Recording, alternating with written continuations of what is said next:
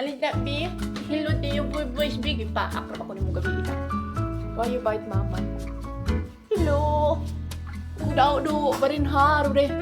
Wih, gudaudo, B. Gudaudo? Gudaudo? Dah. Gigil si mama ni mo ba? Hola! Good morning, mga antikils! Hola! Hola! So, nagising kami ng maaga kasi tumawag yung kuryo dito, yung parcel ba? Wait.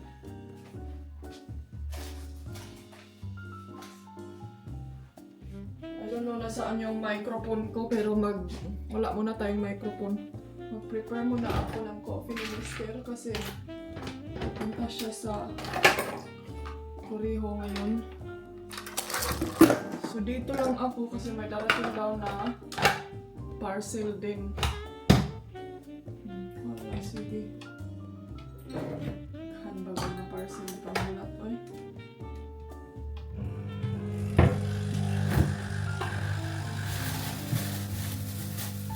Sana all daghang parcel si Anis Kayong. Charis.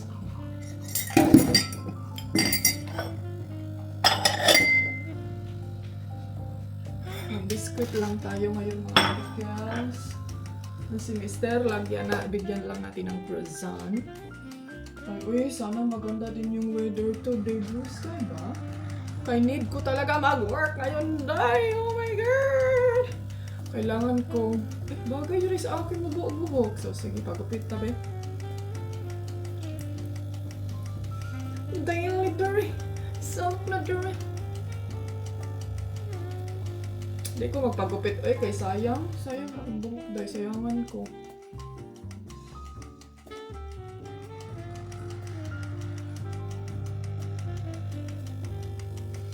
So, shout out kay Auntie Kadayers nung anak pa siya. Hindi, ani. Wala ka sa akin na yung asawa ko dahil na pati anino lagi daw ma-nervyos lang ko. Uy, gano'n ako lagi na Auntie Kels, marag ako siguro na akong stress na gusto. Grabe naman ang pati anino dahil, uy. Disujud ka ayong mga Auntie Kels kaya ko ano. Ay, thank you Lord, Sunny. Thank you very much. Hoy, Felix, ikaw dong, iwasa sana imuhang mga wet food din ha. Kay ugma pa si mama mo at town. Bukas ba ako pupunta ng town? Ha? Kay busy kay si mama dong. Mag-scooter ako ugma.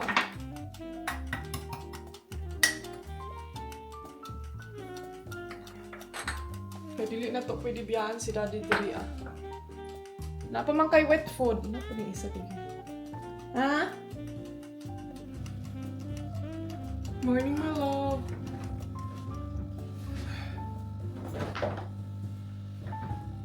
Thank you. Ayaw, sige ko may love because I have to make vlog, you know? I cannot make vlog because ko Felix! Kamanu! Ko siyang giingnan dahil nga dili sige. Kanang di sig saba ba?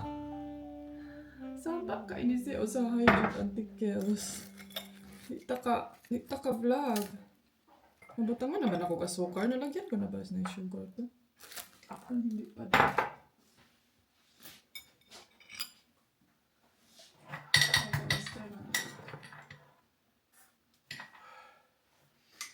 Coffee muna kami. And update ko kayo later. Lalabas tayo kasi maganda yung weather. Oh, it's sunny. Hola! Hello! Ayan, katatapos lang namin nag-coffee and si Mr. Umalis na siya mga Auntie Kels. Pumunta siya sa kining Correjos post office namin dito. And yes, we are gonna go for it. I'm gonna drink my medicine and then lalabas tayo today kasi marami tayong i-vlog. Marami tayong work today mga Zay. Wait. Unahin natin tong medicine natin kay gusto ko magluto today, maglista pud ko kay tomorrow pupunta tayong grocery.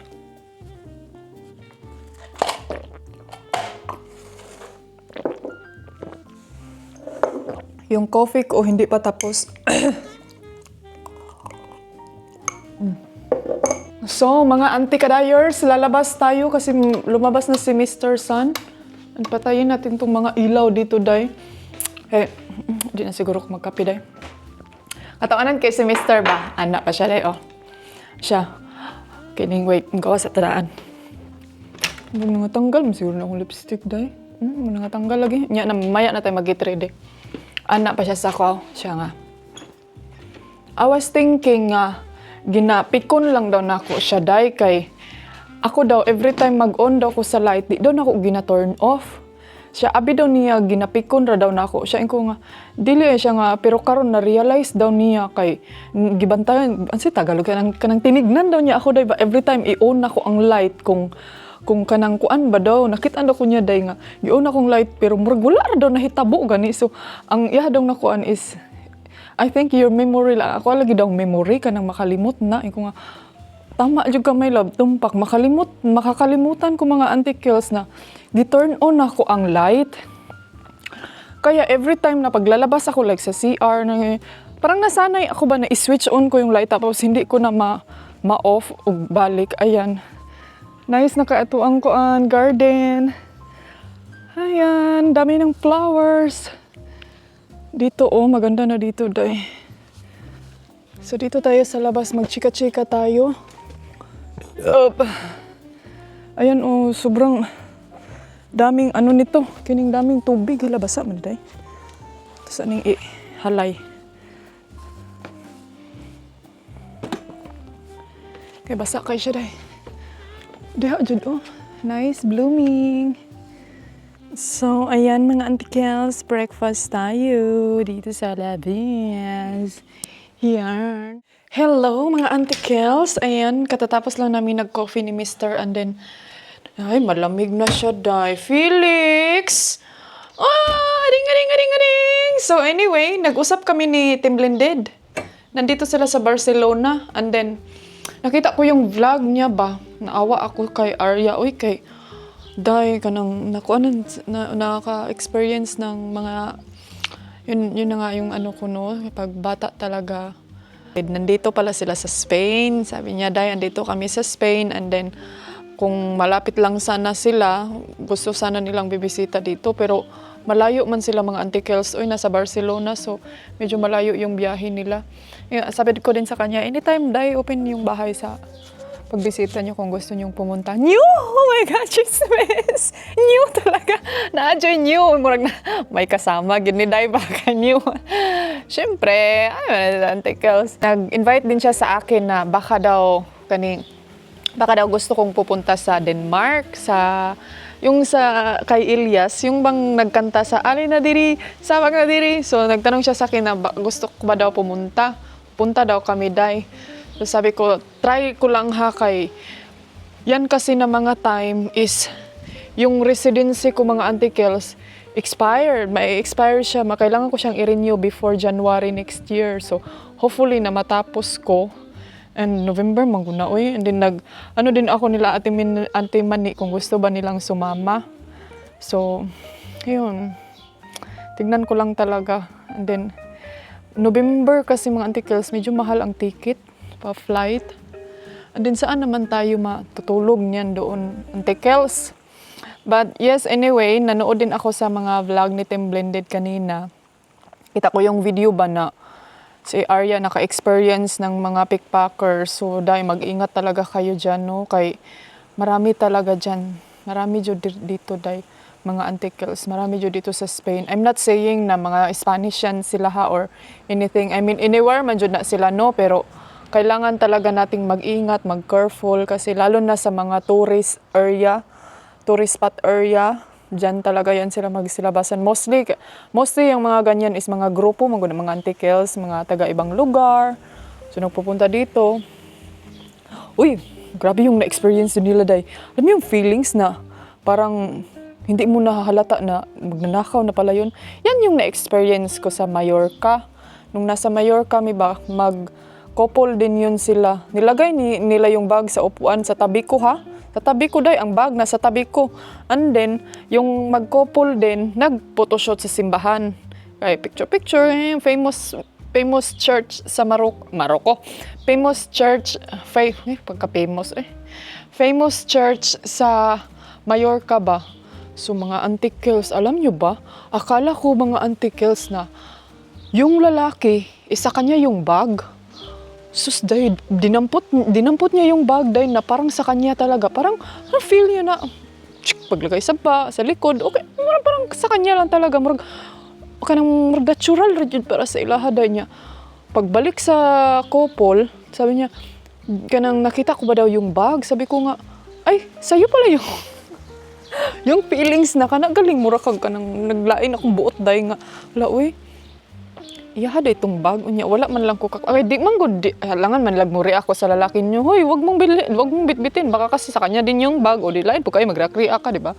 So, yun yung naano ko dahil na, pag mga ganyan talaga, no, hindi ka talaga makareact, antikels, kay nga, no, hindi mo kasi sila mapansin na sa kanila ba yung gamit or sa ibang tao ba yung gamit. So, ang ano ko lang talaga, like example, kung kayo mag-travel kayo, I mean, I'm not saying sa Spain lang or like anywhere, kailangan nyo talagang aware kayo sa inyong gamit, no? Anong yung mga bag nyo, kailangan nakaano talaga sa harap nyo. Kasi mga antikels, pag ganyan din, hindi kasi uso dito yung ano, I mean, hindi siya as in totally uso na yung, alam nyo ba yung kanang tawagan nila kanang dritsohon kag hulbot kanang una na ba nang snatcher masiguro tawag. Ang uso kasi dito mga antikels is yung bang iiwan mo yung bag mo sa upuan, ilagay mo na yan yung pinaka ano talaga dito na ilagay mo yung bag mo kahit saan lang. So Diyan talaga mangyayari ang mga senaryo ng mga ganyan. Hindi yung it's snatcher ka, yung mga ganyan. Mangyayari lang yung mga senaryo na yan, mga antikels, pag walang tao, pag less ang crowded, kay it's not son ka din nga daghang kay taon natabangan, di ba? Pero uso din dito ang unsa gyud naday ka nagaling. Dili pud kanagaling dila like example backpack. Pag mag-backpack ka. Kaya si Mr. hindi siya talaga siya mag-a-advise sa akin na magamit ka ng backpack every time na mag-travel around kami to Europe. Ano talaga siya kanang mas prepare niya na sling, yung nasa harap ko yung ano or belt bag yung ganyan. Kay uso din sa kanila dito yung kanagaling blade o kutsilyo, then butasan yung bag mo. Hindi siya as in butasan kasi pag butasan siya ng malaki, mga hulog man, di makabantay ka, di ba? Yung maliit lang talaga na butas, nga igo nga makasulod ilang kamot. Wala, kuha na yung kung anong laman ng bag mo. So, yun yung mga pag-iwasan. And then, ang nakaano lang din dito mga antikels is, hindi sila, ang mga tao magudiriday kay, hindi talaga yan sila mag-react. Kana galing, like example tong kay Mister nga ang sakyanan anong tawag doon day kanang galing kuan na giransak, dili na sila mag-react day, dili jud ka pwede mag-react din nga kanang wala kay proof nga giransak na day na, dili jud mo nang kinahanglan jud no ugmahin ng mga car dito na ay alarm kanang naay kanang emergency nga kun uy lagi kanang murag na kay murag GPS ba something camera para makita mo yung ano kay dito day kahit sasakyan dyan na, gibasag na dili jud ka pwede, huy, nganong gikuan man ni mana. Pero pwede ka mo take og photo or either mo tawag ka og pulis nga kanang kuan pirungan nga mo react ka nga kuan dili sila. I'm not sure lang ha, yun lang kasi yung nakita ko kasi doon sa Germany din nakapark kami sa harap ng camping car ba. Camping car nung binili namin yung camping car namin last time. Day, gabiing dako giransak ang sakyanan, yung sasakyan na nasa harap namin, day. Sabi ko, ano ba yung nagkalanrakas dyan sa harap namin? Day, gidalaan lagi ka na, galing pang football, pang batuta ba, kung sa atin pa. Day, gismash lang dito ang kanday niya, ang gikuha, ambot, ang sarap ito gipangkuha. Pero tumawag kami ng pulis kasi hindi kami nakita sa loob ng car, so safety kami. Baka kasi, ang ano kasi niyan, pag ikaw nag-react ka, tumawag ka ng pulis, nag-ano ka din, baka may pusil, baka may armas or kutsilyo, din masaksa ka. So, yan siguro yung mga rason na hindi sila mag-react ba. Yung ano, so, ay, ingat jud no, anywhere in the world, kay daghan na jud kaayo na sila karon, hindi lang magnanakaw, Kay Day, kung yan lang yung hisgutan, Day, may chismis pa ako sa inyo next time. About din yan dito sa bahay. Nangyari din, next vlog na to. Nangyayari to siya sa place kung saan sila Ate Joby nag-work. I-share ko sa inyo, grabe dyan siya kay Day. Uso na siya. Uso yan siya dito sa Spain. Ngayon na, I think last year, sobrang booming yan. Not sure kung sa Madrid or sa Barcelona ba yung pinakakuan. Abangan nyo yan dyan, mga antikils kay. I'm not sure din kung meron ba tayong mga ganito sa Pilipinas kay. Dapat din tayo maging aware, no? About ni siya sa mga housing, mga ganyang bagay kay. Delikado kayo. Uy, daghan na siguro sa kalisod na. Siguro dahil sa hirap ng panahon ngayon, no? Hindi lang kasi tayo dyan sa Pilipinas ang naghihirap, pati din dito, lalo na may mga crisis na places dito sa Ukraine, yung mga migrants, yung mga migrant, mga immigrants ba, dami na dito, pumupunta kasi mabilis lang silang makapasok, so, yun, mag-iingat talaga tayo, no? Today, mga antikels, wajud ko nakaadto sa kuan. Wajud ko nakaadto sa town. Pero baka bukas pupunta na naman kami kasi may bibilhin daw si Mr. na plate ba. I-check ko daw yung carby kung kuan ba dyan niya pagsirado eh. Oh. My love, what do you want to eat? I don't know. Dinner? What dinner do you want? It's very... The wife is very dinner. Dinner, coffee, and no kuan. It's only coffee time. You're thinking dinner. You know, no kuan. Magkuan-kuan sa potabi. No more kuan, Jod. Oo, karon. Ikaw busy kay kanay mo ang mga music. Music maestro. Kailangan niyang ang tawag doon ay ka na murag fully kuan yung surround ba kay lain mo gug echo diri day mo echo siya day mura kag nas langob so hindi siya maganda sa speaker. Hey darling, can I tell you what's been on my mind? Sick and tired